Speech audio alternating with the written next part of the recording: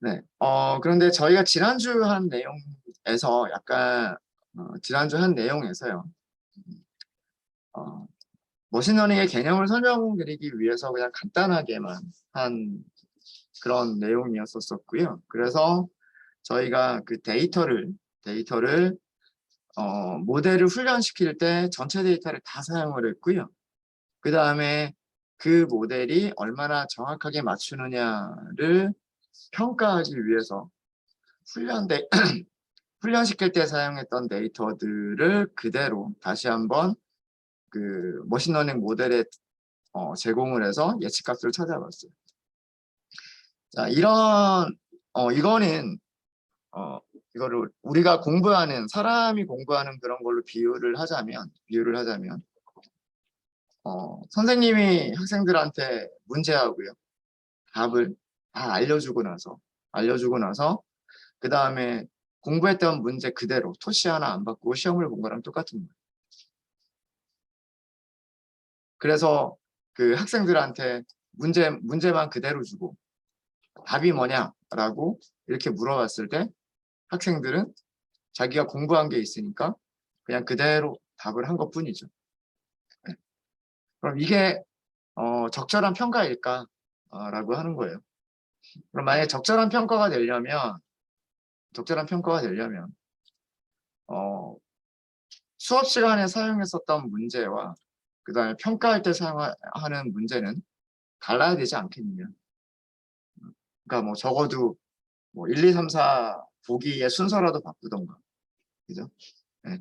그런 식으로 그 훈련에 사용했었던 데이터와 그 다음에 그 모델이 얼마나 잘 예측하는지를 평가하기 위해서 필요한 데이터, 그거를 테스트 셋이라고 얘기를 하는데요. 훈련 셋과 테스트 셋은 서로 분리를 해서 훈련할 때는 훈련 셋만 사용을 하고 그다음에 그 모델이 얼마나 잘 맞출 수 있을지 예측하는 부분에 있어서는 테스트 셋을 사용해야 되겠다라고 하는 겁니다.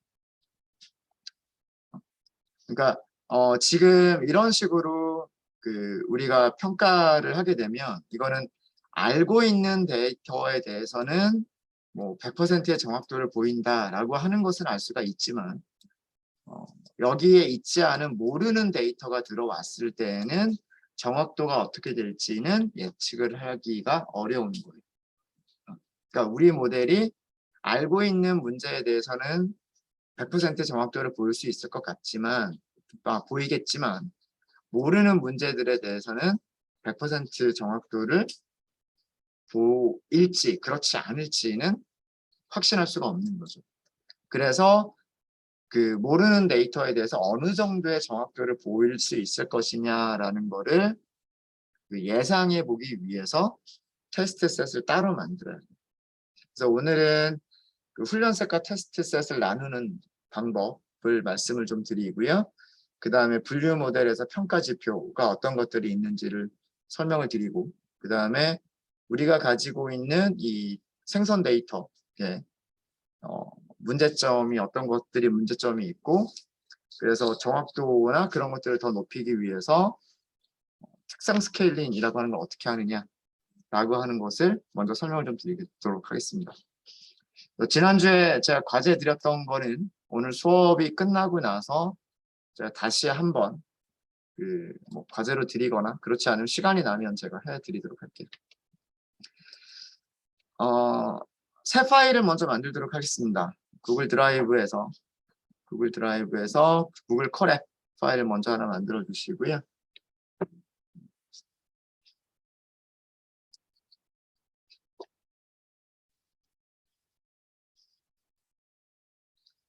머신러닝 3번이고요. 3번이고 훈련과 테스트를 어떻게 하느냐라고 트레인, 테스트라고 하도록 하겠습니다. 트레인, 테스트.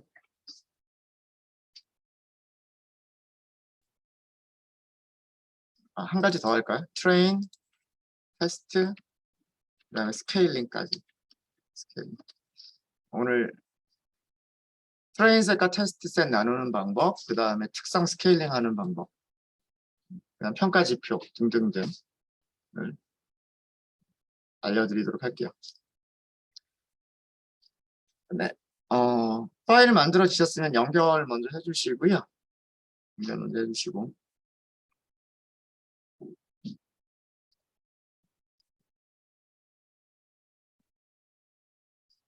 아까 말로만 설명드렸던 건데 오늘의 학습 목표를 먼저 저희가 정의를 내리면 첫 번째 우리가 다룰 내용은 뭐냐면 훈련셋과 테스트셋을 나누는 방법을 다룰 거고요. 세 가지 방법이 있습니다. 주로 순차적 추출이라고 하는 게 있고요.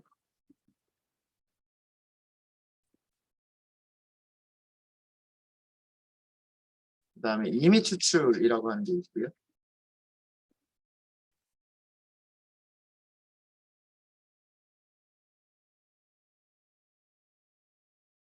그 다음에 층화 추출이라고 하는 게 있습니다.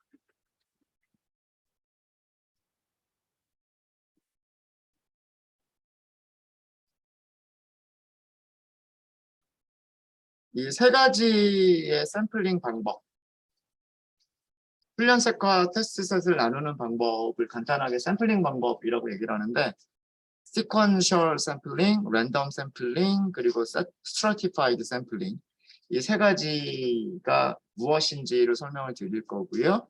각각의 장점과 단점 그리고 주로 어떤 샘플링 방법을 사용하는지라고 하는 것을 설명을 오늘 드릴 거고요.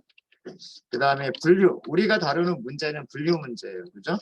분류 모델의 평가 지표, 매트릭이라고 얘기를 합니다. 평가 지표가 무엇이 있는지를 설명을 드릴 거고요. 첫 번째, 정확도, accuracy. 그 다음에 정밀도, precision. 그 다음에 재현율, recall이라고 하는 게 있고요. F1 스코어라고 하는 게 있습니다. 이 네 가지, 물론 이거 말고도 더 있기는 있어요. 얘기를 정확도, 정밀도, 재현율, F1 스코어 말고도요. 다른 용어들도 더 있기는 있는데 일단 이 네 가지를 먼저 설명을 좀 드리고요. 그 다음에 특성 스케일링. 특성 스케일링에 대해서는 넌파이를 할 때 저희가 말씀을 드렸었던 내용이고요. 그때는 저희가 넌파이의 기능을 넌파이의 산술 연산 방법 브로드캐스트를 이용해서 저희가 직접 코드를 만들어 봤었는데 사이클런이 가지고 있는 함수들을 이용해서 표준화를 어떻게 하는지 그리고 정규화를 어떻게 할 수 있는지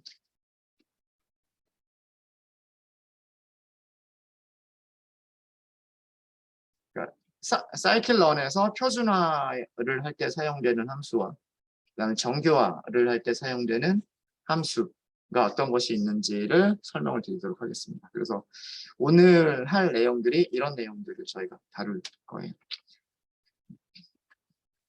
이런 내용들을 다룰 거고요.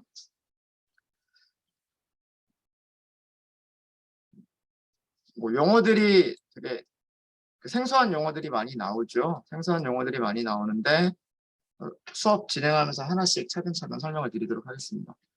자, 우선 필요한 모듈을 먼저 임포트를 먼저 좀 할게요.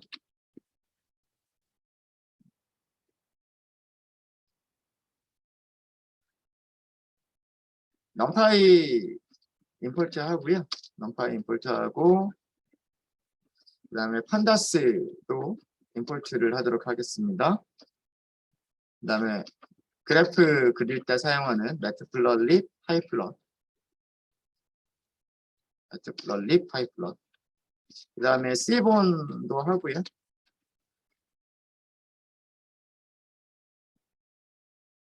여기까지는 데이터 분석할 때 기본적으로 가장 많이 사용하는 라이브러리 4개, 넘파이, 판다스, particularly, 그다음에 C번을 했고요. 그다음에 머신러닝 할 때 우리가 사용하게 될 클래스 이름이나 함수 이름들을 설명을 드리도록 할게요. 우선 scikit-learn에서 neighbors라고 하는 모듈이 있어요. 이 neighbors가 KNN 알고리즘을 구현한 클래스들을 가지고 있는 거고요. 거기에서 우리가 무엇을 임포트를 할 거냐면 k neighbor 분류 문제니까 클래시파이어를 이용을 할 겁니다. 얘는 KNN 알고리즘을 사용한 분류기 머신러닝 모델이고요.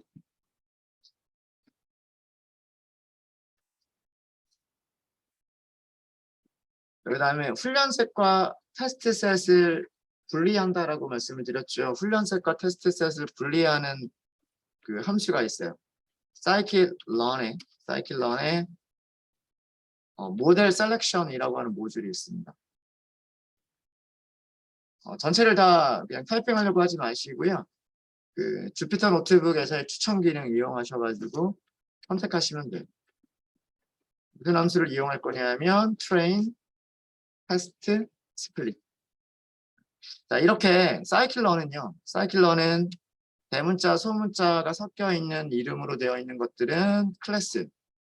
그래서 클래스는 사용하실 때 어떻게 사용하셔야 되냐면 변수를 선언하고 그 다음에 객체를 먼저 생성하고 그런 다음에 그 변수에서 어떤 메서드를 호출을 하는 방식으로 이용을 하는 거고요. scikit-learn에서 이렇게 그 단어와 단어 사이가 언더스코어로만 연결되어 있는 것들이 있는데 얘네들은 함수예요. 그래서 그냥 함수 이름 그대로 호출만 해주시면 돼요. 얘는 함수입니다. 얘는 그 이름에서 알 수 있듯이 훈련셋과 테스트셋을 분리해주는 함수고요. 얘가 어떻게 동작하는지 설명을 드릴 겁니다. 설명을 드릴 거고요. 그 다음에 scikit-learn에서 모델을 선택을 하고요. 모델을 선택하고 전체 셋을 훈련셋과 테스트 셋으로 그 분리를 했으면 훈련을 시키겠죠.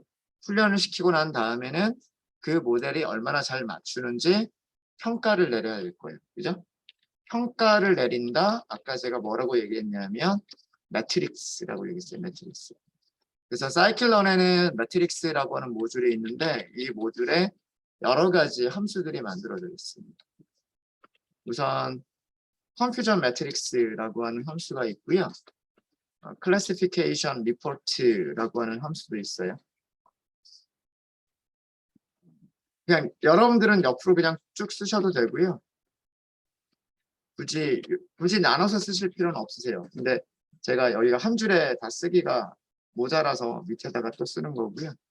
똑같은 모듈에 뭐가 있냐면 accuracy score라고 하는 함수, precision score라고 하는 함수, 그 다음에 recall score라고 하는 함수, F1 score라고 하는 함수들이 있습니다.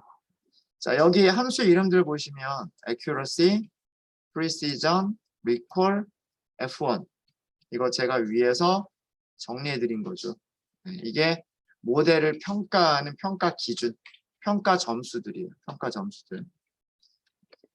그래서 8번 라인하고 9번 라인은 전부 다 모델 평가 지표라고 생각하시면 되고요. 그 다음에 특성 스케일링을 할 때 사용하는 게 뭐가 있냐면 scikit-learn에 전처리라고 하는 모듈이 있어요.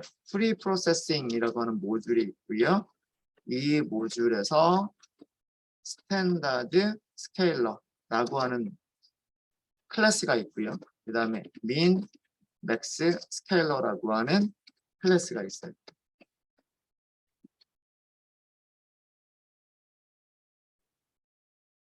이거를 변환기 클래스라고 얘기를 합니다. 변환기. 이런 녀석들을 우리가 사용하게 될 거예요.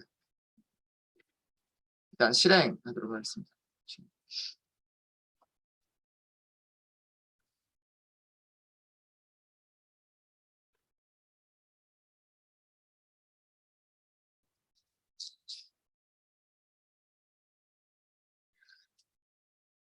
지금은 얘네들 뭐 어떻게 다 외우고 다니느냐라고 생각을 하시지만 저희가 몇 번 연습하시다 보면 이 모듈 이름들이 대충 생각이 나요. 앞에 사이클 러닝 우리가 사용하게 되는 그 머신러닝 알고리즘, 저기 패키지 이름이잖아요. 머신러닝에 관련된 그 파이썬 함수와 클래스들이 만들어져 있는 패키지 이름이고요. 그 패키지가 여러 가지 서브 모듈들로 이루어져 있어요. 여러 가지 서브 모듈들로 이루어져 있는데 네이버스 그럼 얘네들은 뭐냐면 어떤 머신러닝 알고리즘 종류들을 얘기를 해요. 뭐 선형 머신러닝 알고리즘, 리니어 모델이라고 하는 것도 있고요. 뭐 그다음 디시전 트리를 이용하는 것도 있고요. 서포트 벡터 머신이라고 하는 게 있고요.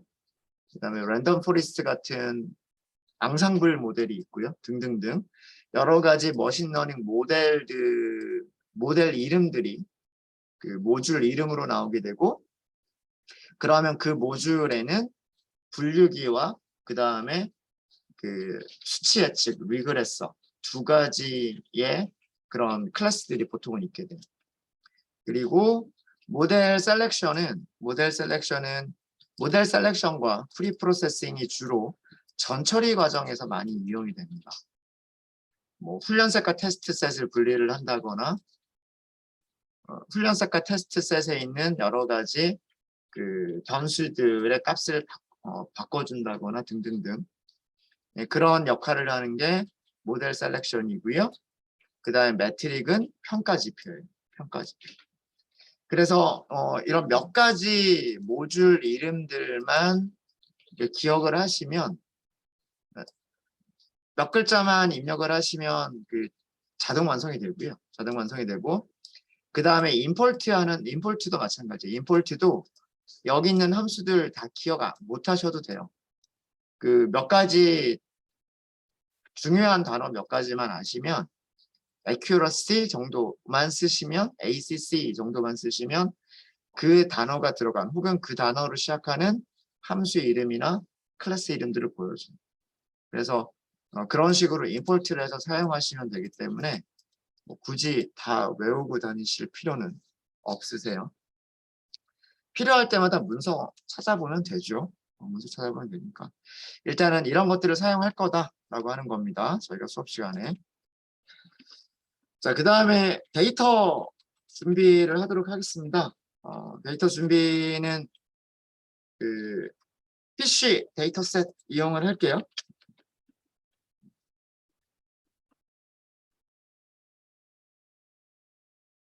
지난주에 했었던 2번 파일에서요. 2번 파일에서 데이터 준비할 때 사용했었던 요 GitHub 주소 있죠.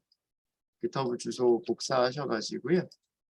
여기다 그대로 사용하도록 하겠습니다.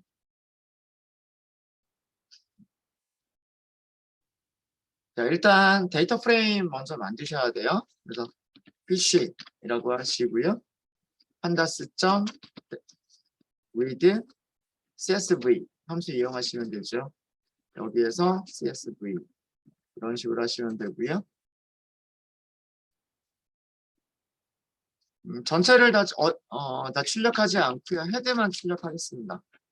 헤드만. 데이터 프레임은 뭐 지난주에도 봤으니까 뭐 제대로 잘 만들어졌구나 까지만 확인을 하고요. 지난주와 마찬가지로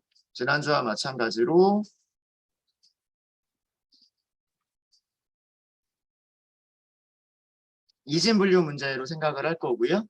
그리고 그 변수는 weight와 length 이렇게만 사용을 하도록 하겠습니다.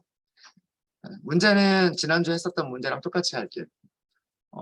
도미냐 빙어냐를 구별하는 문제로 하고요. 그 다음에 그 예측할 때 사용되는 독립 변수들, 예측할 때 사용되는 변수들은 물고기의 무게, 웨이트와 물고기의 길이, 랭스 두 가지만 사용하도록 하겠습니다. 전체 처리를 좀 하도록 할게요.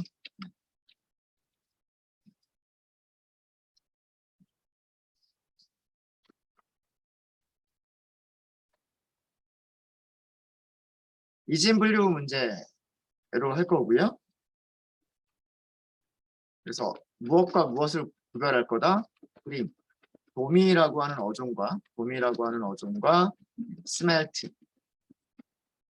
빙어라고 하는 어종을 분류하는 문제로 다룰 거고요. 그 다음에 독립변수.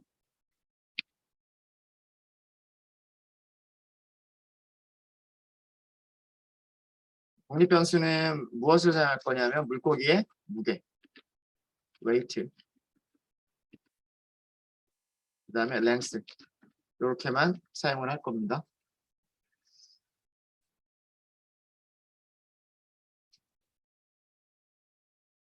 바로 이렇게 할까요? 우선 X. 자, 이 X는 뭐냐면 데이터예요. 데이터. 데이터라고 하는 것은 조금 더 부연 설명을 드리면 물고기의 무게와 길이를 저장한 2차원 배열이에요. 넘파이드예요. 자, 이건 어떻게 만드시면 되냐면 피쉬가 데이터 프레임이죠. 피쉬에서 로케이션 사용하시면 되고요. 그리고 불리한 인덱싱 사용하시면 되죠. 피쉬 점을 쓰셔도 되죠. 컬럼 이름 만드실 때 이렇게 하셔도 되죠. 그죠? 컬럼 이름 쓰실 때 이렇게 하셔도 되죠. 얘가 그 파이썬의 변수 이름 규칙에만 맞으면 이렇게 쓰셔도 돼요. 그죠? 그 다음에 is in 함수를 쓰시면 조금 더 편하실 거예요. 그죠? is in 무엇과 무엇이면 되냐면 브림과 도미. 죄송합니다. 브림이 도미죠. 브림과 스멜트. 도미와 빙어 둘 중에 하나면 돼. 둘 중에 하나만 되고 그 다음에 컬럼을 몇 개를 선택을 할 거냐면 컬럼 2개를 선택할 거예요. 무엇과 무엇을 선택할 거냐면 웨이트하고요. 랭스를 선택을 할 거예요. 쉼표 앞쪽까지가 불리언 인덱싱으로 우리가 원하는 조건을 만족하는, 즉 물고기의 스피시스 종류가 브림, 도미이냐 또는 스멜트, 빙어냐 둘 중에 하나를 만족하는 행들을 선택을 하는 거고요. 그 다음에 오른쪽이 쉼표 오른쪽이 컬럼을 선택을 하는 겁니다. 컬럼을. 자, 전체를 다 출력하지 말고요. 쉐입만 한번 출력을 해보세요. 쉐입이 49마리, 그죠? 물고기가 49마리가 있더란 얘기예요. 브림과 스멜트는. 도미와 빙어는 전부 49마리가 있더란 얘기고요. 컬럼 몇 개가 있더란 얘기예요? 컬럼 2개가 있더란 얘기입니다.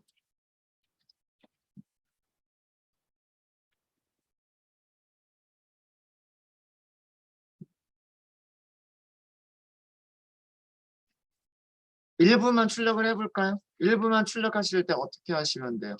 앞에서 5개만 출력할게요. 이렇게 하시면 되죠.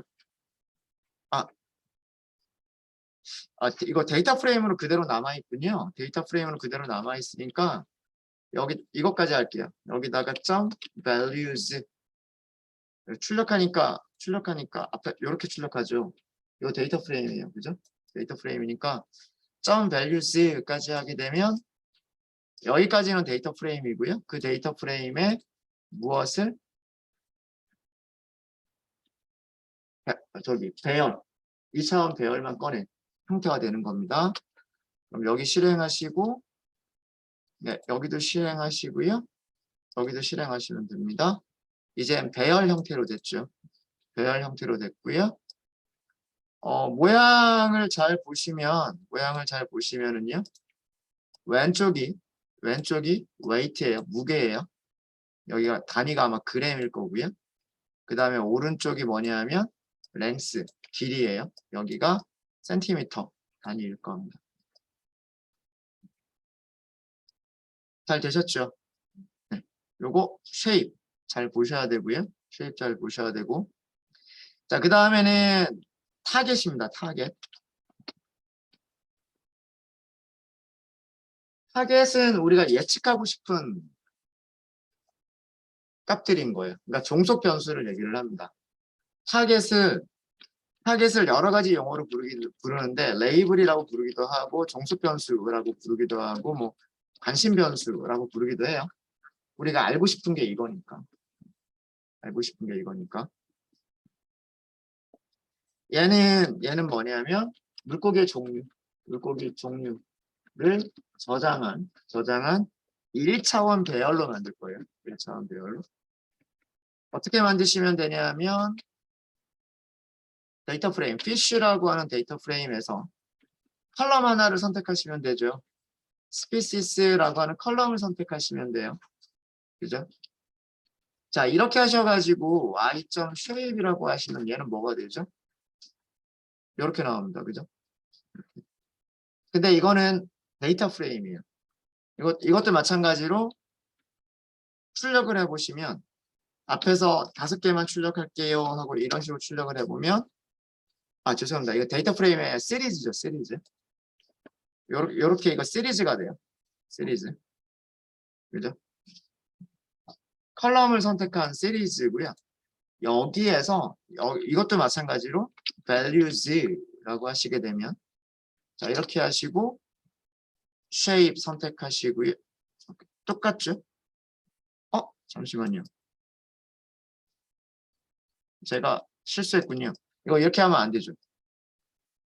물고기 우리가 테스트할 때 사용할 물고기 몇 마리죠? 49마리죠. 49마리죠.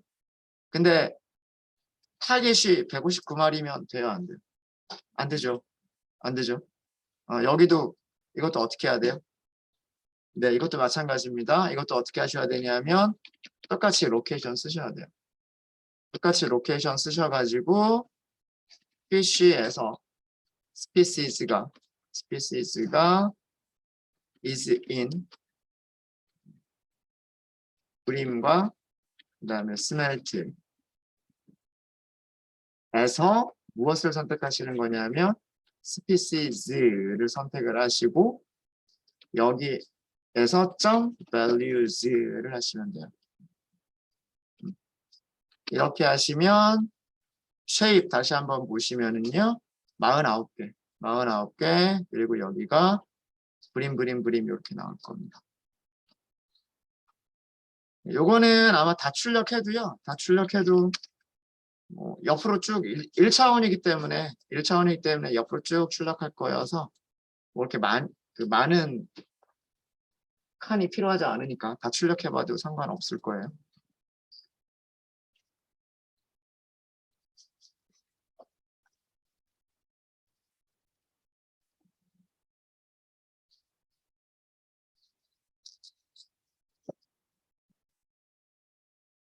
자, 혹시 여기까지 질문 있으실까요?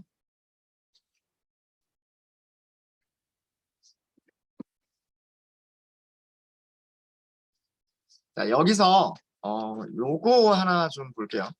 어제 그 아이리스 과제 하는 거를 보다가 그 어떤 분 하시는 거에 대해서 좀 제가 코멘트를 드릴 게 있어서 자, 위쪽하고 아래쪽 비교를 해볼게요. 위쪽하고 아래쪽 비교를 해보시면 조건을 만족하는 부분 집합, 데이터 프레임의 부분 집합을 찾는 거죠. 그쵸?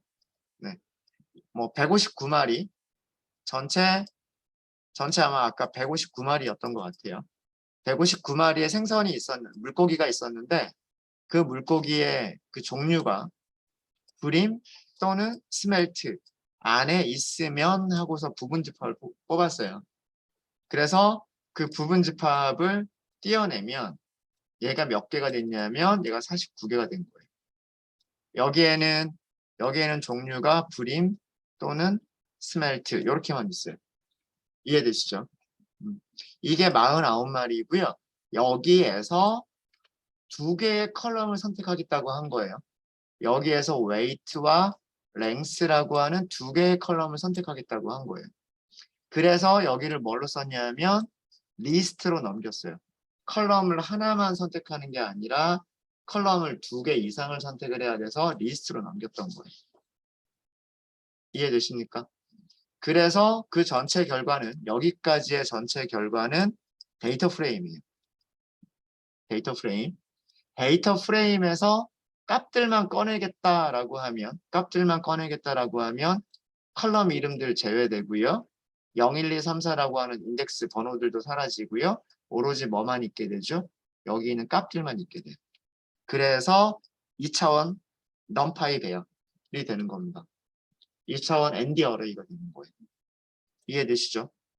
이해되시죠? 자, 그런데 아래쪽은요. 아래쪽은 잘 보세요. 제가 여기에서 얘를 리스트로 썼어요? 그냥 문자를 하나로 썼어요? 문자를 하나로 썼어요. 문자를 하나로 쓰면 얘는 데이터 프레임에서 컬럼 하나만 선택한 뭐가 되냐면 시리즈가 돼요. 여러분들 주의하실 게 뭐냐면 컬럼 한 개짜리 데이터 프레임이냐 아니면 시리즈냐 이거 되게 중요합니다. 데이터 프레임은 컬럼이 한 개든 두 개든 무조건 2차원이에요. 시리즈는 1차원 데이터예요. 1차원 데이터. 차원. 요거 주의하셔야 돼요. 요거. 그래서 여기에서 컬럼 하나만 선택을 해서 컬럼 하나를 선택하게 되면 여기까지는 그 결과가 시리즈가 되는 거고요. 판다스의 시리즈라고 하는 객체가 되는 거고요. 여기까지가. 거기에서 values를 꺼내게 되면 그거는 1차원, 1D 어레이가 되는 거예요. 이해되시죠? 여기. 네. 이게 숫자가 튜플에서 숫자가 하나만 나왔잖아요. 그러니까 1차원 타입이라는 얘기예요. 1차원 타입. 그런데 제가 여기를요. 컬럼 이름을 선택을 할 때 리스트를 만들어 버리는 거예요. 컬럼이 한 개밖에 없지만 리스트로 만들어 버리는 거예요. 그럼 이건 뭐가 될까요? 컬럼이 한 개 있는 데이터 프레임이 되는 거예요.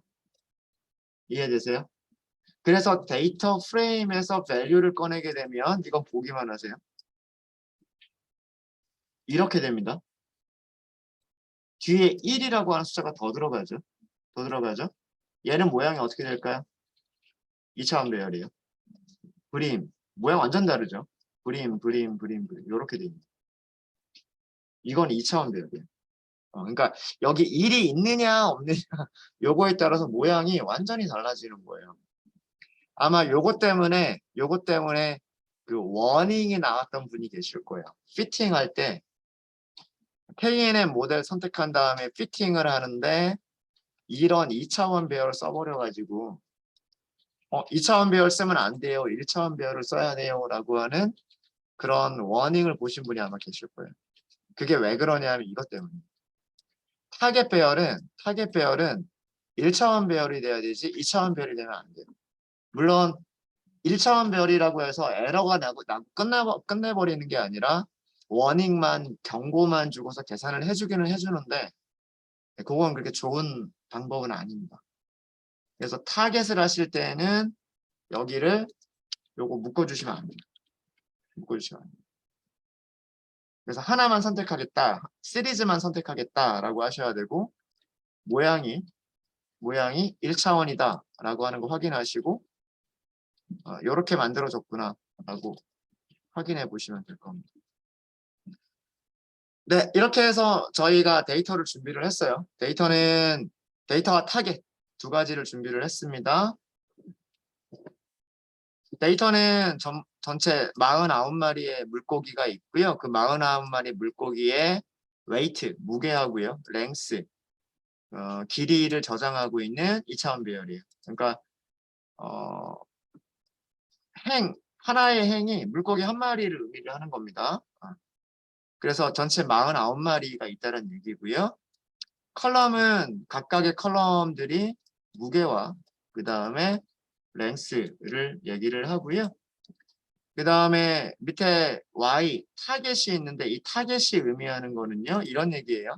첫 번째 물고기가 불임입니다 라는 뜻이고요.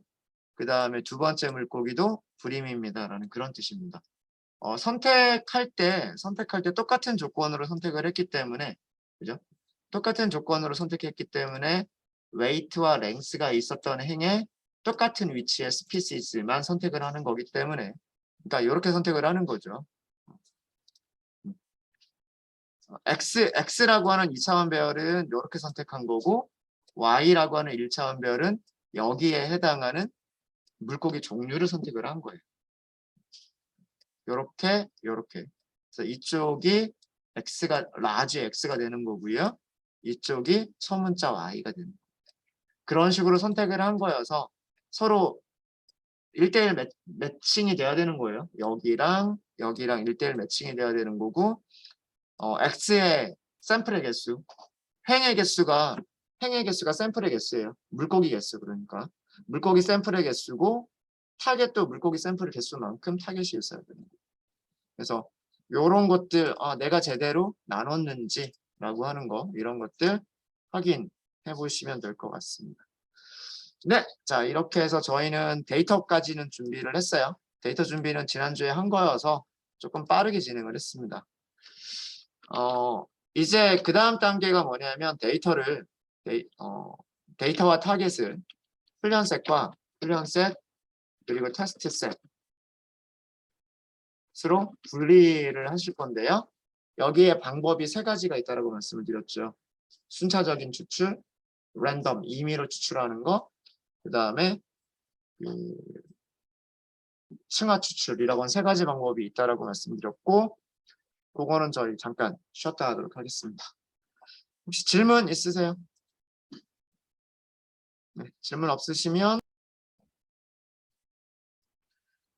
전체 데이터셋을 훈련셋과 테스트셋으로 분리하는 목적은 전 시간에 잠깐 설명을 드렸습니다.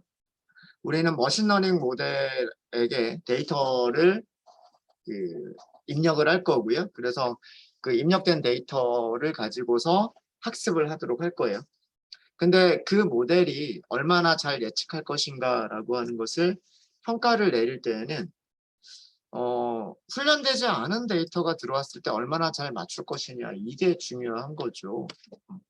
훈련된 데이터를 얼마나 잘 맞출 것이냐라고 하는 것도 물론 중요하겠지만 그것보다 더 중요한 것은 훈련되지 않은 전혀 새로운 데이터가 들어왔을 때에도 우리가 훈련된 모델이 잘 맞출 것이냐 이거를 알아봐야 된다는 얘기예요.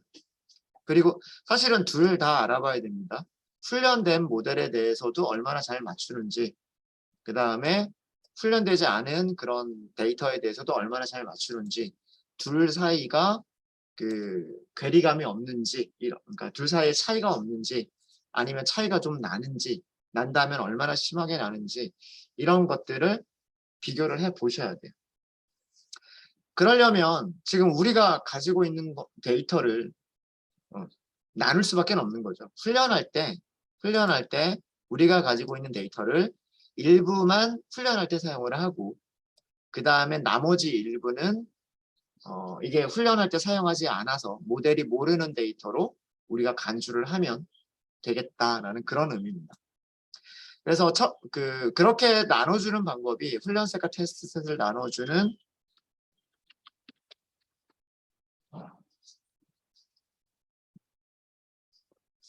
새소리 같은 게 들리는 것 같은데.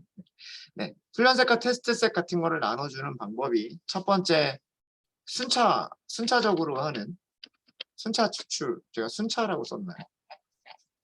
순차적 추출이라고 썼죠. 순차적. 순서대로 추출해주는 방법이 있어요. 추출.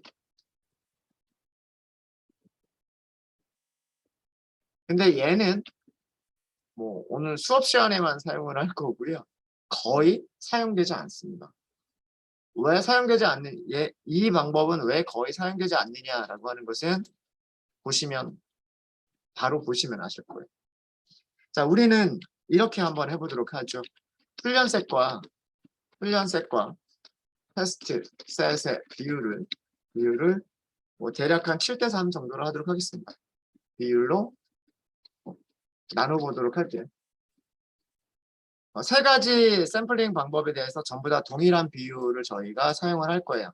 훈련할 때 7 사용할 거고요. 테스트 셋 할 때 30을 사용을 할 겁니다.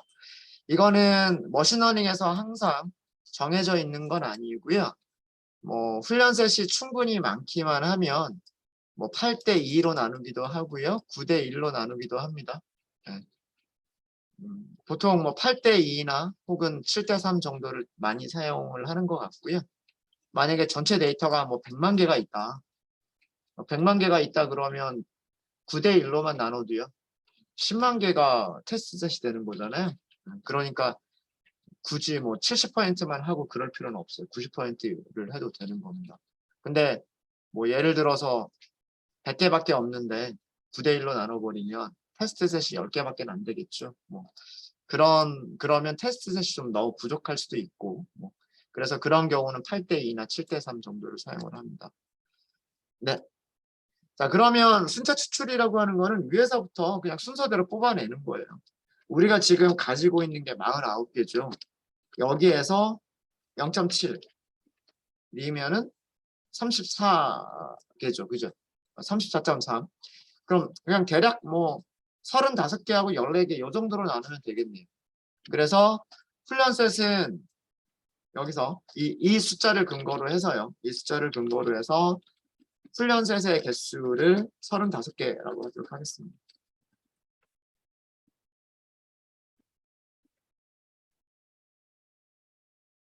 훈련셋의 샘플 개수를 35개로 하면 자, 우리는요.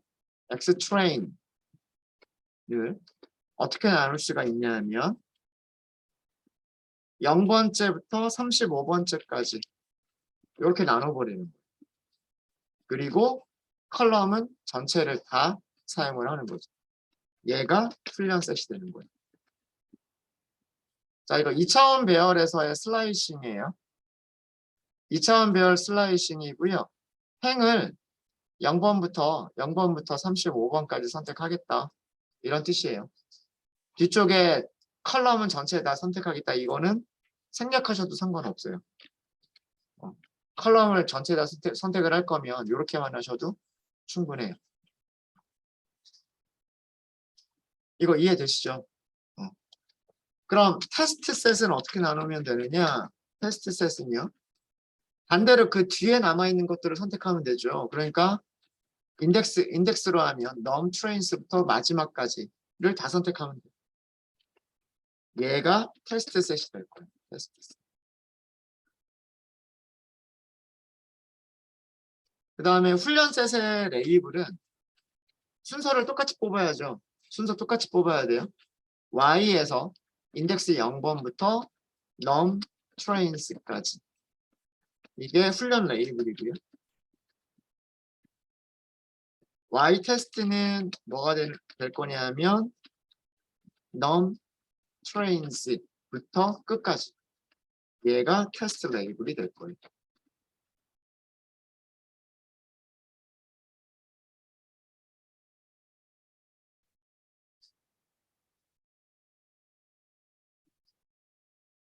자, 이거 무슨 얘기냐면 쉐입만 살펴볼까요? 트레인의 쉐입하고요. 테스트의 쉐입 살펴보시면 아까 전체 우리 49마리 있었잖아요. 생선 샘플이 49개가 있었어요. 49개의 샘플을 몇 개로 나누겠다? 35개와 14개로 나누겠다라는 뜻이에요. 35개를 훈련할 때만 사용을 하고 14개를 테스트할 때만 사용하겠다라는 뜻이에요. 그래서 여기 숫자를 35라고 한 거예요. 그럼 얘는 인덱스 0번부터 35번보다 작을 때까지 이런 뜻이 되는 거고요. 얘는 뭐가 되는 거냐면 인덱스 35번부터 끝까지 그러니까 49가 되겠죠. 이런 의미가 되는 거예요. 이해되십니까? 그래서 여기가 몇 개가 되냐? 엑스트레인의 모양은 물고기 샘플이 35개가 있는 거고요. 컬럼은 왜 2개예요? 컬럼은 웨이트하고 랭스잖아요. 그죠? 웨이트하고 랭스니까 2개. 컬럼 개수가 바뀌면 안 되죠.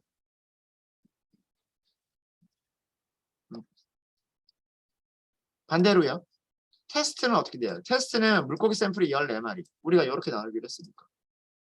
14마리가 돼야 되고, 그 다음에 컬럼은 마찬가지로 웨이트하고 랭스 이렇게 있어야 되니까 컬럼은 2개가 있어야 된다. 이해되시죠? 이해되시죠? 엑스트레인에서 앞에서 5개만 뽑아보면 엑스트레인에서 앞에서 5개만 뽑아보면 3개만 할까요? 5개. 242g, 290g, 340g, 363g, 430g 이렇게 되는 거고 이거는 랭스, 센티미터가 되는 거고 엑스 테스트에서 출력해 볼까요? 엑스 테스트에서 마찬가지로 앞에서 5개를 출력을 해보면 자, 이건 6.7g이라는 얘기예요. 길이가 9.8cm, 7.5g, 10.5cm. 무게가 굉장히 적게 나가는 그런 물고기들이네요. 그죠? 네. 이렇게 나눠져 있는 거예요. 이해되십니까? 자, 그 다음에 Y트레인하고 Y테스트. Y트레인하고 Y테스트의 모양만 먼저 볼게요. Ytrain.shape, Ytest.shape. 어떻게 나와야 돼요? 얘가 1차원 배열.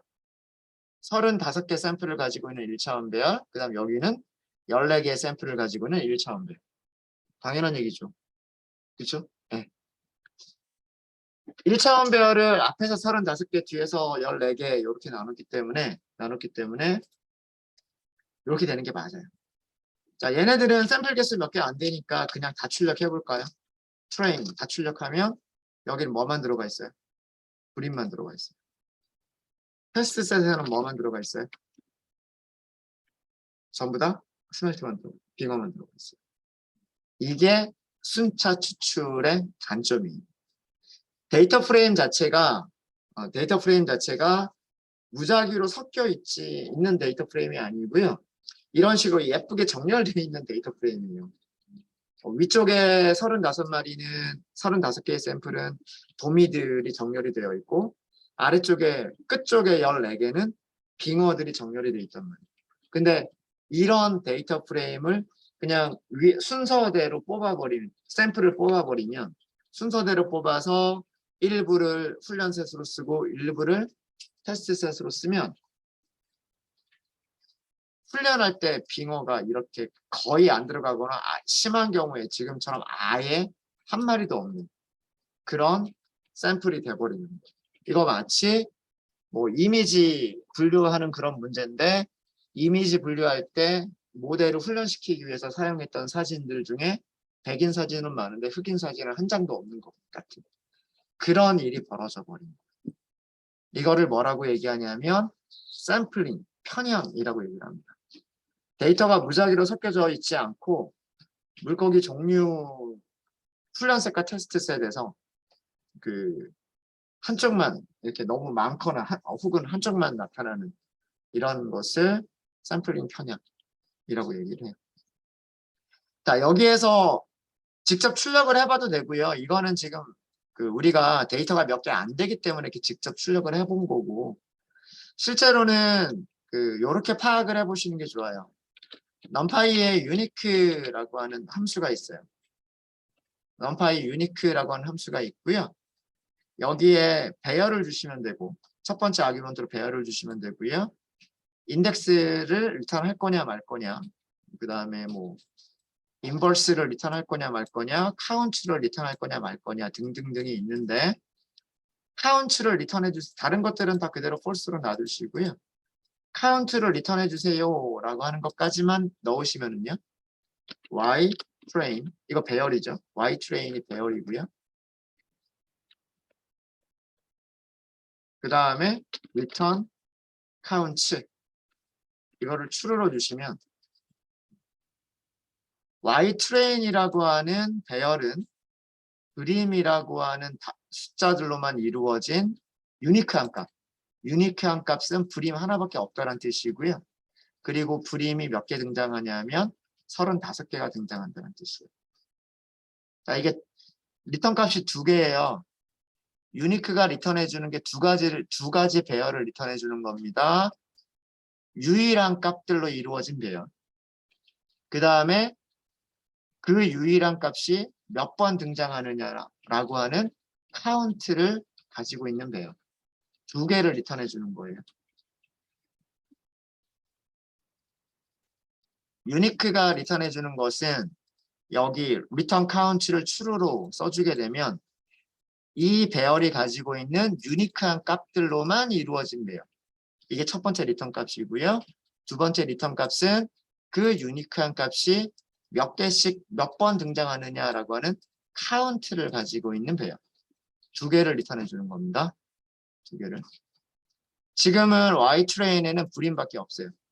그리고 불임이 몇 번 등장해요? 35번 등장한다라고 하는 걸 보여주는 겁니다. 이해되셨죠?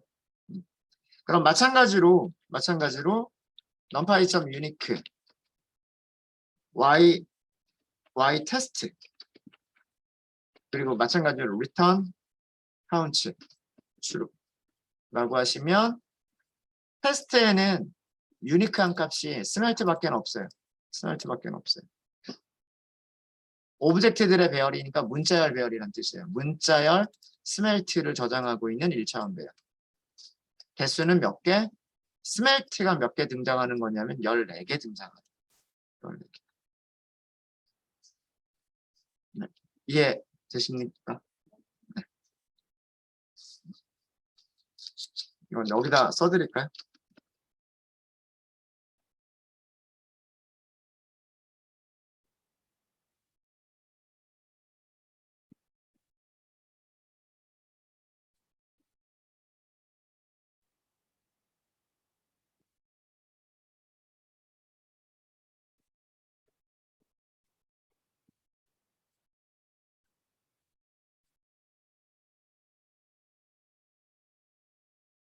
이렇게 리턴을 해주는 거예요.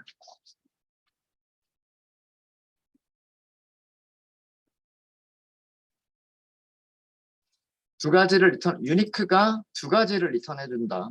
첫 번째 리턴해주는 배열은 유니크한 값들로만 이루어진 배열. 두 번째 배열은 그 유니크한 값들의 개수가 몇 개가 되느냐.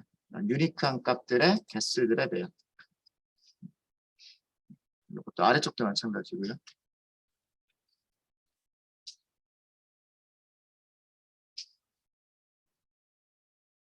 그리고 조금만 아까 말로만 설명했었던 거를 정리를 해드리면 그 데이터 특성 행렬이 그러니까 데이터를 얘기를 하는 겁니다. 데이터. 물고기들의 무게와 길이를 저장하고 있는 특성 행렬이 무작위로 섞여 있지 않고요. 섞여 있지 않고 물고기 종류에 대해서 정렬된 상태죠. 정렬된 상태였기 때문에 훈련셋과 테스트 셋 훈련 레이블이라고 할까요? 훈련셋과 훈련 레이블에는 범위만 있고요. 선택이 됐고요. 그리고 테스트셋과 테스트 레이블에는 빙어만 선택이 됐어요.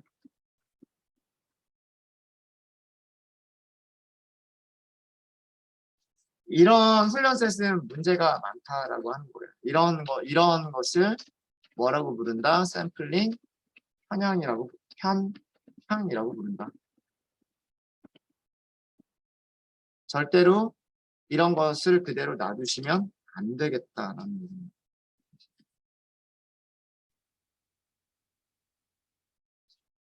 자, 근데 이 상태로 우리가 모델을 훈련시키고 한번 해볼까요? 자, 이 상태로 순차 추출해서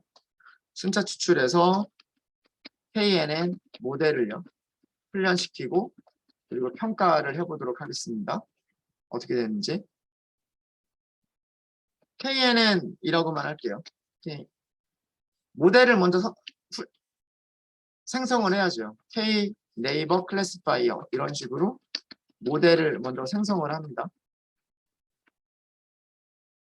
자, 모델을 생성한 다음에는 어떻게 해요? 그 다음 단계는 모델을 훈련시키는 거예요. 즉 모델에 데이터를 제공을 하는 거예요. 그 데이터를 제공하는 과정을 피팅이라고 얘기를 합니다. 피팅. 여기서 무엇을 넘기면 될까요? X와 Y 자리에 무엇을 넘기면 될까요? 훈련셋만 넘겨야죠. 이렇게 훈련셋만 넘기시는 거고 그럼 레이블은 훈련 레이블만 넘기시면 되는 거예요. 이거를 뭐라고 얘기하냐면 모델을 훈련시킨다. 모델을 학습시킨다. 이렇게 얘기를 합니다. 그렇죠? 네. 자, 그러면 이렇게 훈련이 끝난 모델은 훈련셋은 얼마나 잘 맞출까요? 훈련셋에서의 정확도와 테스트셋에서의 정확도 두 가지를 비교를 해볼 수가 있을 거예요. 자, 훈련셋에서의 정확도는 어떻게 하시면 되냐면 train accuracy라고 할게요. KNN에 뭐가 있냐면 스코어 메서드가 있어요. 이거 그냥 이용하셔도 돼요. 무엇만 넘기면 될까요? 예측할 때 필요한 예측 데이터와 그 다음에 무엇? 실제 값을 넘겨주시면 되겠죠. 맞습니까? 예측하고 싶은 데이터는 X트레인을 예측하고 싶은 거고요. 실제 값은 Y트레인. 이거 두 개가 얼마나 잘 맞느냐? 이거를 알아맞히고 싶은 거예요. 그죠? 이게 훈련 셋에서의 정확도. 예. 출력해 볼까요? 1.0이에요. 그러니까 무슨 얘기냐면 훈련 셋에서는 35마리 물고기가 있었고요. 얘를 예측해라 라고 한 거예요. 그 다음에 예측해라 라고 한 다음에 그 35마리의 예측값과 35마리 물고기의 실제값과 얼마나 같은지를 비교를 해본 거죠. 그게 몇 퍼센트 정확도다? 100% 정확도다 라고 하는 거예요. 자, 그럼 테스트 셋에서는 어떻게 될까요? 테스트 셋에서의 정확도 계산해 보시면 되겠죠. knn.score라고 하시면 돼요. 여기에 무엇을 넘기면 될까요? 우리가 훈련할 때 사용하지 않았던 X테스트라고 하는 걸 이용하시면 돼요. 그 다음에 테스트 레이블은 Y테스트죠. 이게 뭐냐면 테스트 셋에서의 정확도인데 이거 얼마 나올까요?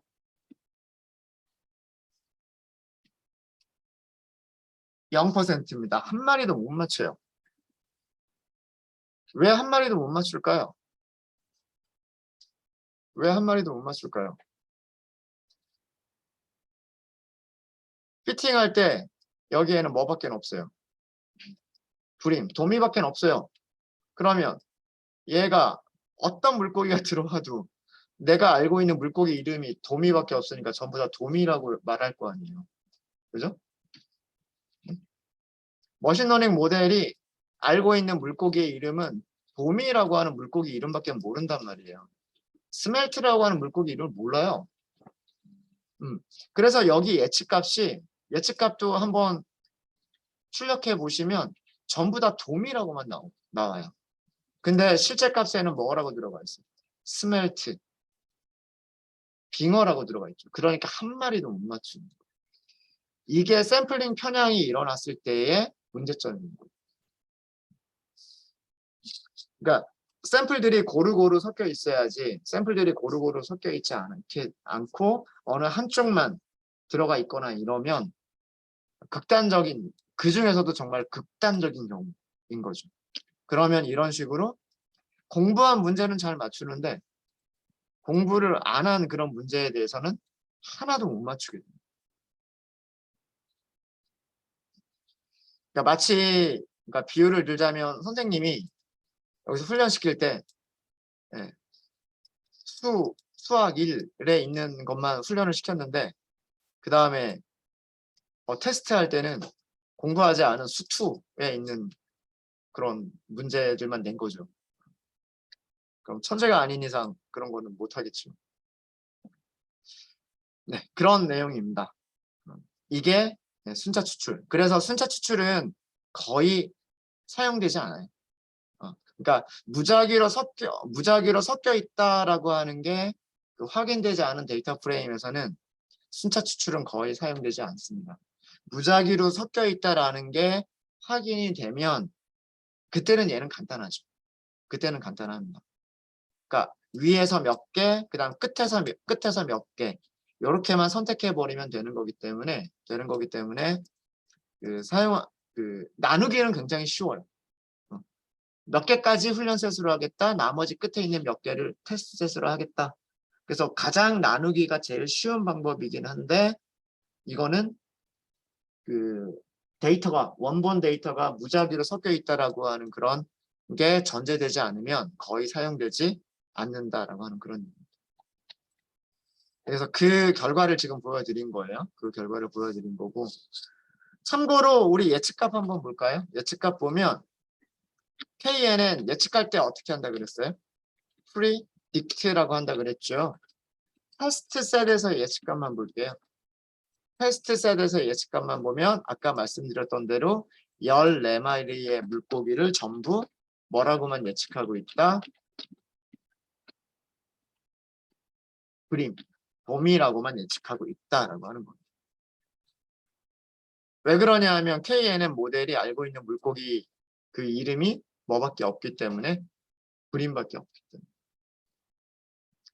이거 그림으로 그려보면은요. 그림으로 그려보면 이런 얘기예요. 그림 그리는 거는 생략할 텐데 저희가 지난주에 아마 그 그래프 그렸던 게 있을 거예요. 네, 요거 있었죠, 요거. 그림과 그 다음에 스멜트, 도미와 빙어 그렸던 그림 이거 기억나시죠? 도미는 전부 이쪽에 35마리가 있었고요. 이쪽에 그 14마리 빙어가 있었어요. 자, 그런데 지금 KNN은요. 무엇만 훈련을 한 거냐면 이쪽에 있는 35마리만 공부를 한 거예요. 공부를 한 거죠. 훈련셋에서의 정확도를 계산한다는 얘기는 뭐냐면 훈련셋에 있는 요 샘플 하나를 딱 선택을 해서 여기에서 제일 가까운 거 5개를 선택을 한다는 얘기예요. 그럼 여기에서 제일 가까운 녀석은 누구일까요? 일단은 자기 자신이 제일 가깝겠죠. 일단은 자기 자신이 제일 가까울 거고요. 그 다음에 가까운 녀석들은 아마도 뭐 요런 정도에 있는 녀석들이겠죠. 그래서 요 5개가 얘기해 주는 게 전부 다 뭐라고 얘기해 주고 있어요? 불임이라고 얘기해 주고 있잖아요. 그래서 훈련셋에서는 전체가 전부 다 불임이라고 얘기를 해줘요.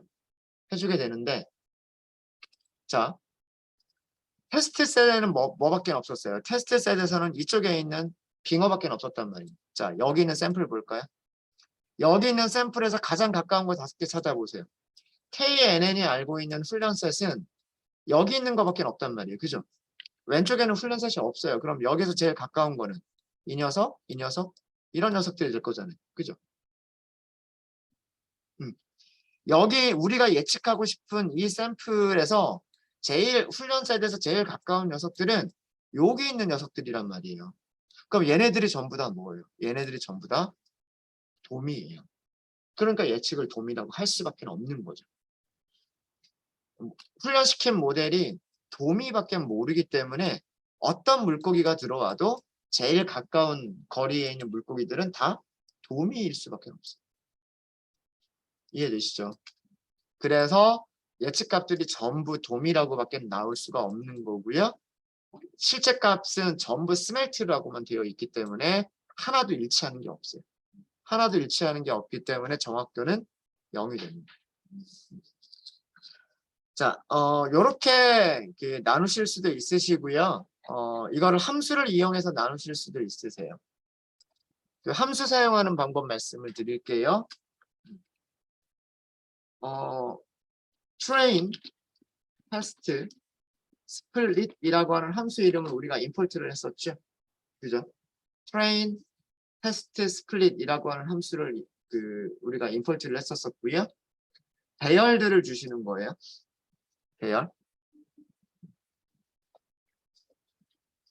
배열들을 주시는 거고요. 그 다음에 테스트 사이즈는 몇 개로 할 것이냐 이거를 주고요. 혹은 훈련 셋을 몇 개로 할 것이냐 이거를 주시면 되고요. 둘 중에 하나를 주시면 돼요. 둘 중에 하나를. 그 다음에 랜덤 스테이트라고 하는 거는 이거는 뭐냐면 그 난수를 만들 때 시드 정도로 생각하시면 돼요. 난수를 만들 때 시드라고 생각하시면 되고요. 여기가 섞을 거냐 말 거냐예요. 무작위로 섞을 거냐 말 거냐인데 셔플이 true라고 돼 있죠. 셔플이 true라고 돼 있는 거는 이거는 뭐냐면 무작위로 섞겠다라는 그런 뜻이에요. 그럼 섞지 않겠다라고 하게 되면 여기를 false라고 하시면 돼요. 그럼 어떻게 그러면 얘가 리턴을 해주는 게 파라미터 뭐 이런 설명들이 있고요. 리턴은 리스트를 리턴해 준다 그랬어요. 배열들의 리스트를 리턴해 주는데 그게 여기 아규먼트로 넘긴 리스트의 2배가 돼요. 자, 이게 무슨 얘기냐? 이렇게 하시는 겁니다. x, y. 아규먼트에 대한 설명 다 적어 드릴게요. 그 다음에 train, size라고 하는 게 있어요. 우리 35개로 하기로 했죠. 35개.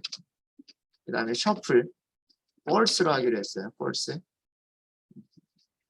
그 다음에 사실 이거는 우리가 사용할 필요가 없는데 여기서는 그냥 뺄게요. 그럼 요렇게까지만 할게요. 얘가 리턴해 주는 게 무엇을 리턴해 주냐면 x train, x test, y train, y test를 리턴해 줍니다. 얘가 리턴을 해주는 게 그냥 요거는 그냥 그대로 놔둘게요.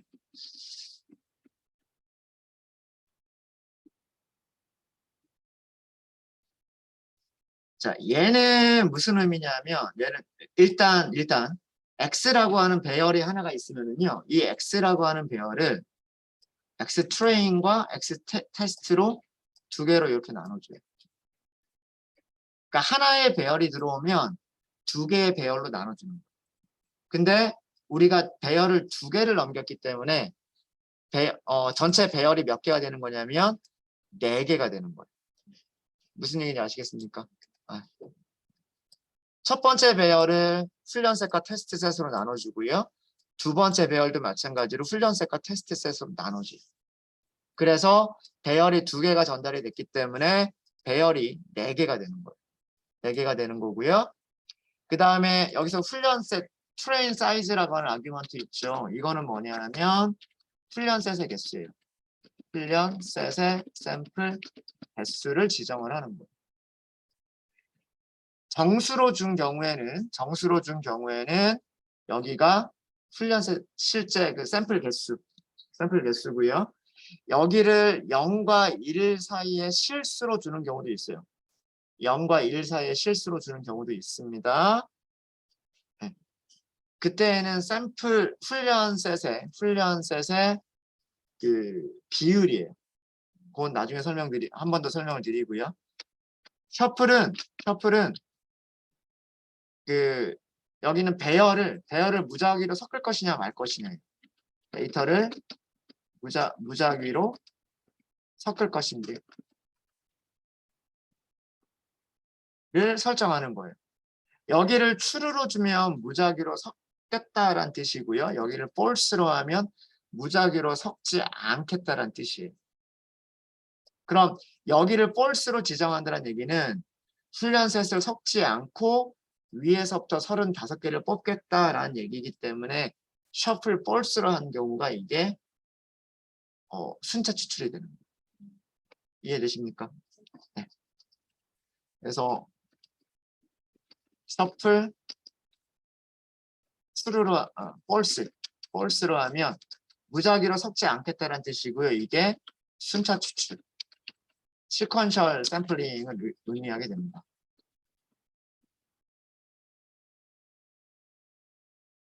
자, 그럼 제대로 일단 쉐입을 한번 해볼게요. 쉐입 실행해 보시고요. x train 점 쉐입 x 테스트 점 쉐입 한번 다 해볼게요. y train 점 쉐입 y 테스트 점 쉐입 하고서 보시면 제가 뭐를 쉐입 여기 오타가 있어요.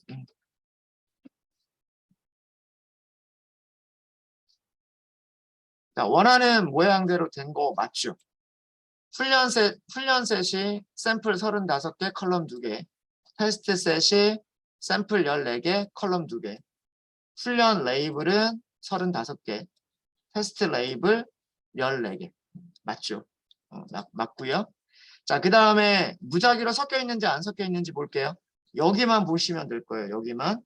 어떻게 보시면 되냐면 numpy.unique y train 그 다음에 return count true 이렇게 해서 보시면 그림 35마리 위에서 35개가 딱 뽑혔죠. 그죠? 그럼 y train에는 마찬가지로 스멜트밖에 없겠네요. 그죠? return count false true. 네, 트레인에는 훈련 레이블에는 도미만 35마리가 들어가 있고 테스트 레이블에는 빙어만 14마리가 들어가 있어요. 이게 순차 추출. 그러니까 우리가 나눴던 거랑 똑같은 방식이에요. 뭐만 주면 된다? 함수 사용하고요. 함수 사용하고 데이터와 피처와 타겟 넘겨주고요. 피처와 타겟 넘겨주고 훈련세 몇 개로 할 거냐? 섞을 거냐 말 거냐? 섞지 않겠다. 섞지 않겠다. 셔플이 섞다라는 뜻이기 때문에 그렇게 해서 이렇게 되는 겁니다. 네, 여기까지가 순차 추출에 대한 내용이었었습니다. 순차 추출. 그러니까 사실 우리가 위쪽에서 할 수 이렇게만 해도 끝나는 건데 개수 딱 정해가지고요. 앞에서 몇 개, 뒤에서 몇 개. 이거를 함수로 어떻게 할 수 있다? 트레인 테스트 스플릿이라고 하는 함수를 이용할 수 있다를 보여드린 거예요. 보여드린 겁니다. 랜덤 샘플링 같은 경우에는 랜덤 샘플링이나 그 다음에 층화 추출 같은 경우는 얘를 직접 이용하는 게 훨씬 더 편해요. 네. 자, 그러면 자 이번에는요. 샘플링 방법 중에서 임의 추출이라고 하는 거를 해보도록 하겠습니다.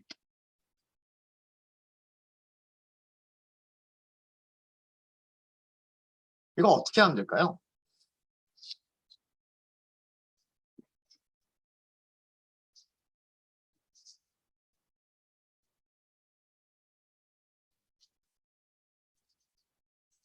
데이터 프레임, 2차원 배열을 보면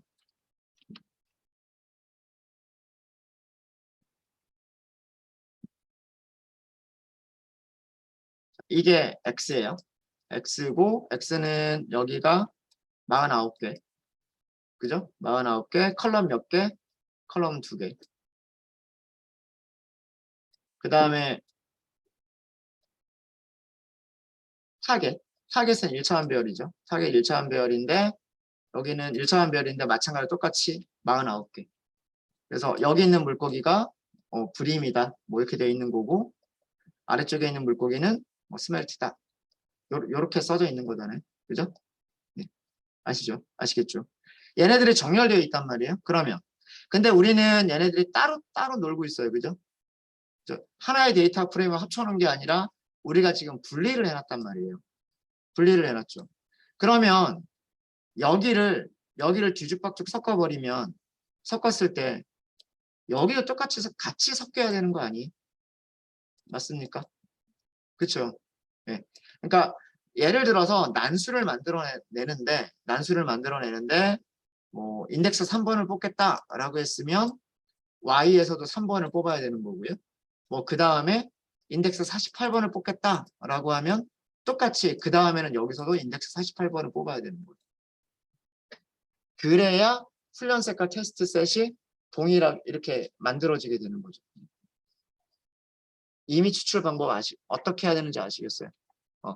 일단 여기에서 35개의 2차원 배열과 1차원 배열을 만들어내야 되는데 이 35개를 뽑을 때 49마리 샘플 중에서 35마리 샘플을 뽑을 때 처음에 인덱스 3번을 뽑겠다라고 했으면 Y에서도 인덱스 3번을 뽑아서 타겟으로 만들어줘야 되는 거고 그 다음에 인덱스 48번을 뽑겠다라고 했으면 그걸 뽑았으면 여기 타겟에서도 인덱스 48번을 뽑아서 서로 일치가 되게끔 만들어줘야 된단 말이에요.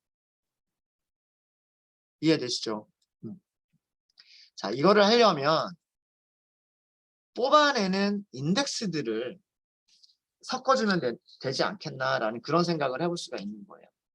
무슨 얘기냐면 자, 인덱스라고 하는 변수를 numpy의 배열로 만들어 보도록 하겠습니다. 이렇게 만들면 되겠죠.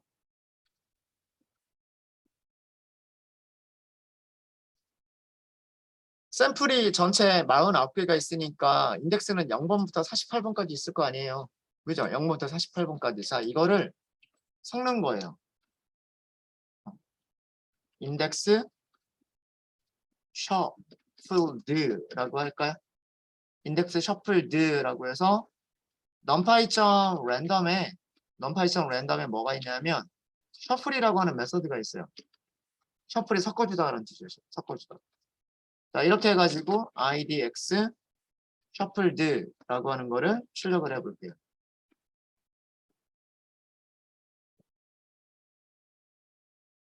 죄송합니다. 얘는 리턴하지 않는군요. 죄송합니다. 네. 제가 셔플이라고 하는 게 리턴하는 게 아니었네요. 리턴하는 게 아니라 저 배열 자체를 변경을 해버리는 것 같습니다. 그쵸? 네. 배열 자체를 변경을 해버리네. 배열 자체를. 0번부터 48번까지 쭉 순서대로 돼 있던 그런 배열을요. 그런 배열을 이렇게 만들어 버렸어요. 23, 30, 40, 45 이렇게 만들어 버렸어요. 여기 순서는 여러분들하고 저하고는 다를 거예요. 왜 그러냐면 시드가 다르기 때문에 다를 거고요. 만약에 여기에서 numpy.random.seed를 이렇게 맞춰주시면 아마 요 순서가 여러분들하고 저하고 똑같을 거예요. 그런가요? 그렇죠. 네. 이게 셔플이라고 하는 함수가 무엇을 해주는 거냐면 계열 idx를 무작위로 섞어준 거예요.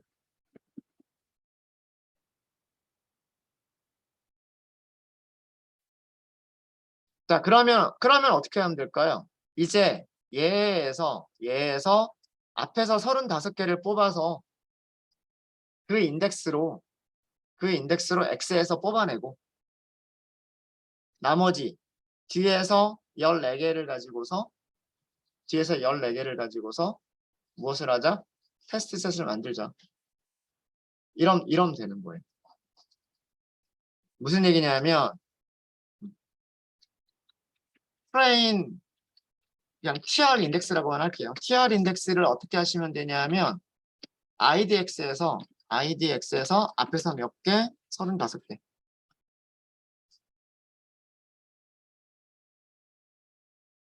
프린트 해볼까요? 그 다음에 테스트 인덱스 쓸까요? 트레인 인덱스, 테스트 인덱스 IDX에서 35번째부터 끝까지 프린트 tr 테스트 인덱스.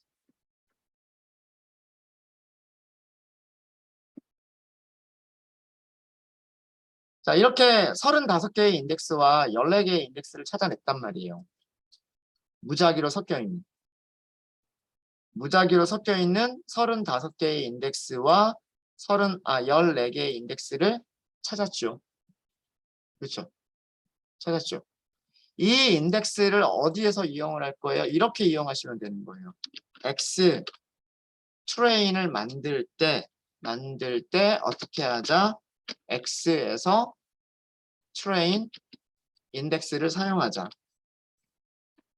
그러면 마찬가지 방식으로 Y 트레인을 만들 때에도 똑같이 어디에서?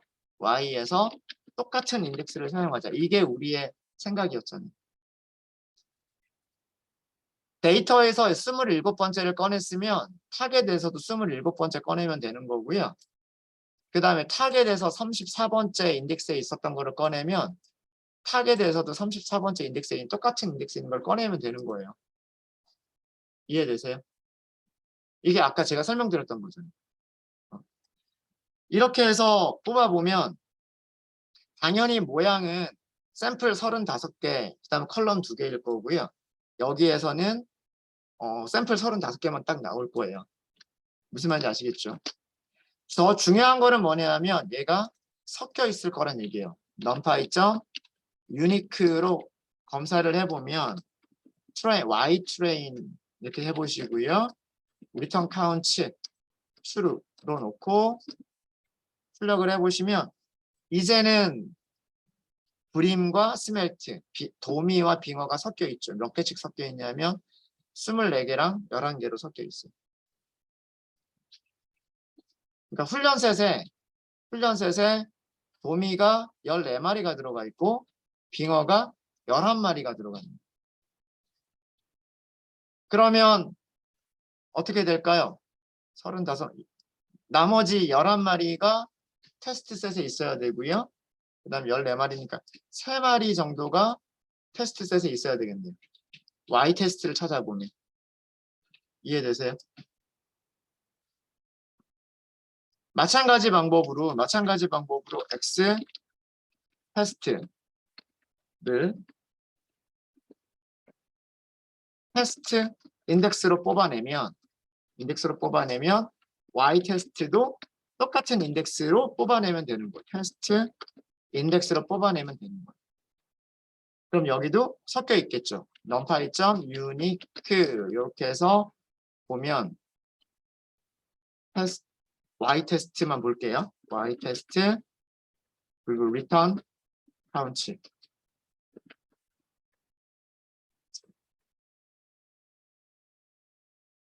아까 제가 말씀드린 거 그거죠. 훈련셋에서 도미가 24마리면 테스트 셋에서는 도미가 11마리, 그래야 2개 합쳐서 35마리가 되겠죠.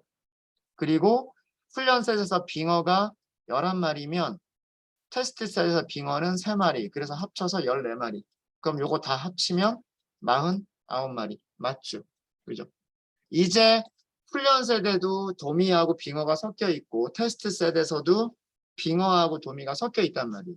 그러면은 아까보다는 테스트 셋에서의 정확도라든가 이런 것들이 좀 더 나아지지 않을까요? 그렇겠죠. 예, 이게 이미 추출이에요. 랜덤 추출.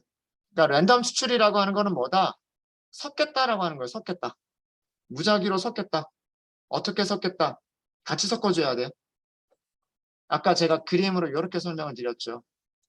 2차원 배열 X가 있었고 물고기의 종류들 저장하고 있었던 2차원 배열이 있었고 그 다음에 타겟 레이블 물고기의 이름 종류들만 가지고 있었던 배열이 있었어요. 여기를 무작위로 섞을 거면 여기도 같이 섞어줘야 돼. 순서가 동일하게. 그 방법은 뭐냐면 인덱스들만 섞어놓고서 0, 1, 2, 3, 4 순서대로 뽑는 게 아니라 아까도 말씀드렸던 것처럼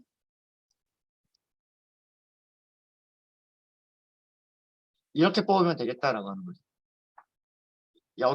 여기서 27번째를 뽑았으면 같은 위치에 있는 타겟을 뽑아주고 34번을 뽑았으면 34번을 같이 뽑아주고, 그 다음에 뭐 끝에 가서 뭐 39번을 뽑으면 또 39번 뽑아주고, 48번 뽑으면 48번 뽑아주고, 이런 식으로 하게 되면 이 안에서 무작위로 섞인 게 뽑힐 거고, 같은 위치에 있는 레이블이 뽑히겠죠. 그러니까 그 물고기가 어떤 종류냐라고 하는 게 틀려지진 않을 거 아니에요. 섞이긴 섞이겠지만 그 물고기가 어떤 종류인지는 정확하게 알 수 있겠죠. 그럼 나머지 얘네들도 마찬가지랍니다. 이게 임의 추출 방법이에요. 임의 추출. 자, 임의 추출을 하려고 하니까 조금 복잡하죠. 순차 추출에 비해서는 조금 복잡하죠. 근데 이거를 이제 함수를 사용하면 오히려 여기서부터는 트레인 테스트 스플릿이라고 하는 이 함수를 이용하시면 훨씬 더 쉽게 하실 수 있어요. 근데 방법은 이런 방법을 가지고 한 거다. 이런 방법을 가지고 한 거다. 네, 일단 이번 시간은 여기까지 하도록 하겠습니다. 혹시 질문 있으세요? 이해 잘 되시죠?